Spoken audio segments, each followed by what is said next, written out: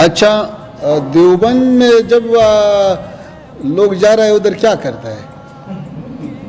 ملاقات کرتا ہے، نماز پڑھتا ہے، اساتذہ سے ملتا ہے اور طالب علموں سے ملتا ہے۔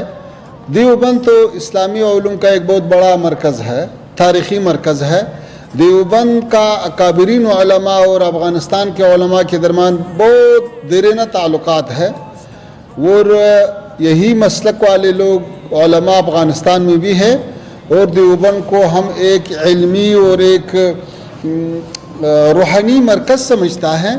تو ہم یہ چاہتا ہے کہ وہاں پہ اساتذہ اور طلباء کے ساتھ ملاقات ہو جائے، اور یہ جو دیرینہ تعلقات ہے وہ پھر تازہ ہو جائے اور آنا جانا شروع ہو جائے۔ جیسا ہمارے طلباء یہاں پہ انجینئرنگ کے لیے آتا ہے، سائنس کے لیے آتا ہے اور علوم کے لیے آتا ہے، ایسے دینی علوم کے لیے بھی آتا ہے۔ تو اس سلسلے میں انشاءاللہ کل دیوبند جانا ہے۔